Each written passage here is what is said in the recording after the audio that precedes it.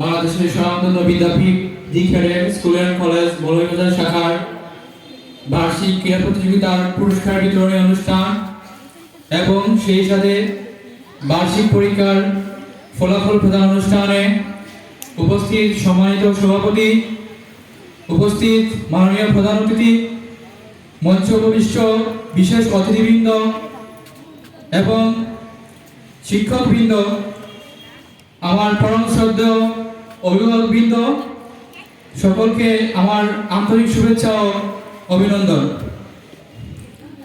প্রিয় শিক্ষার্থীরা, আজকে তোমাদের শিক্ষা জীবনের একটি বিশেষ দিন। আমি তোমাদের দুটি কথা বলতে চাই। First of all, we know that education is the key to success in human life. আমরা জানি শিক্ষা হচ্ছে মানব জীবনের সাফল্যের চাবিকাঠি। The result of the annual examination reflect your year-long dedication, discipline, and the most important thing is your hard work. That's why you should adopt a smart plan starting today. আমি তোমাদের বলতে চাই, তোমরা যাতে তোমাদের আগামী শিক্ষা বছরটি আরো সাফল্যমণ্ডিত করার জন্য এখন থেকে তোমরা পরিকল্পনা করে সামনে এগিয়ে যাও। আমরা তারই ধারাবাহিকতায় আমাদের বিদ্যালয়ের যে পাঠ পরিকল্পনা রয়েছে সেটি সাজিয়েছি। এখানে আমরা 1030টি ক্লাস সম্পূর্ণ করার পর আমরা প্রথম মাসিক পরীক্ষা নিয়ে থাকি। একইভাবে আমরা যথারীতি 60টি ক্লাস শেষ করার পর আমরা দ্বিতীয় মাসিক পরীক্ষা নিয়ে থাকি। তারই ধারাবাহিকতায় প্রথম এবং দ্বিতীয় মাসিক পরীক্ষার পাঠ পরিকল্পনার আঙ্গিকে আমরা অর্ধবার্ষিক পরীক্ষা নিয়ে থাকি। যার ফলশ্রুতিতে দেখা যায় যে আমাদের শিক্ষার্থীরা সময়ের আগেই তাদের পাঠ পরিকল্পনার আঙ্গিকে তাদের কোর্সটি আয়ত্তে আনতে সহজ হয় এবং তারা আয়ত্তে আনতে পারে।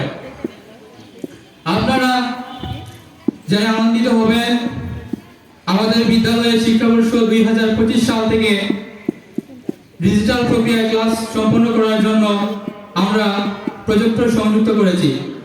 এখানে শিক্ষার্থীদের আনন্দের সাথে প্রজেক্টরের মাধ্যমে আমরা ক্লাসগুলো সম্পন্ন করে থাকি, যার ফলে বিস্তীর্ণ বিষয়গুলো সহজভাবে শিক্ষার্থীরা শিখতে পারে। এবং আমাদের বিদ্যালয়ের শিক্ষার্থীদের ইংরেজি ভিত্তি মজবুত করার জন্য আমরা তৃতীয় শ্রেণী থেকে অষ্টম শ্রেণী পর্যন্ত শিক্ষার্থীদের স্পোকেন ইংলিশ ক্লাস নিয়ে থাকি।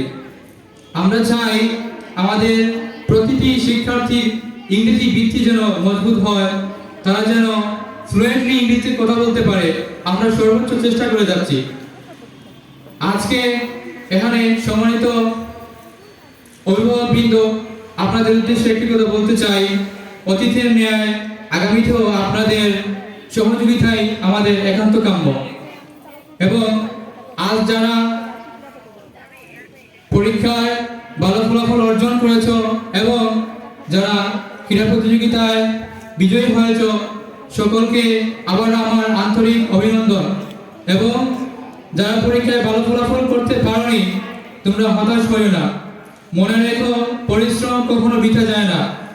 আজ না হয় কাল তোমার এই পরিশ্রম ঠিকই কাজে আসবে। আমার বক্তব্য দীর্ঘায়িত করছি না। সকলের সুস্বাস্থ্য এবং দীর্ঘায়ু কামনা করে, অত্র বিদ্যালয়ের উত্তরোত্তর সফলতা কামনা করে আমার বক্তব্য শেষ করছি। ধন্যবাদ। আসসালামু আলাইকুম।